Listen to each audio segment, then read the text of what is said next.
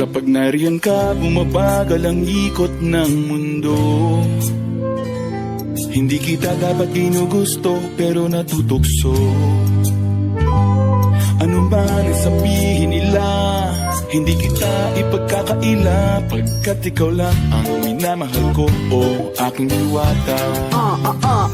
Aking diwata. Ikaw ang pinakamaganda, pag pinagmamasdan kita para nagmamalik mata. Diwata. Tamang hinala, di makapaniwala na nakita na ang pinakamakinang natala. Diwata. Walang katapat, pagkamat pinagbawalan, di paglalaban ka sapagkat ikaw lang ang minamahal ko, o aking diwata.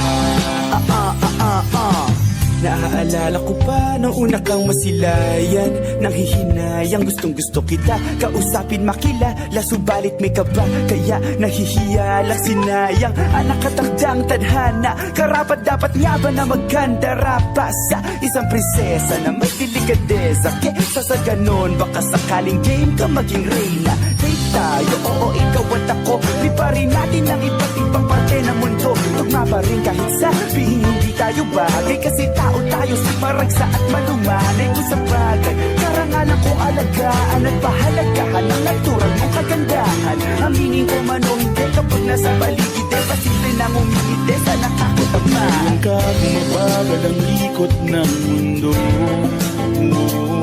Hindi kita dapat ginugusto, pero natutukso. Ano man ang sabihin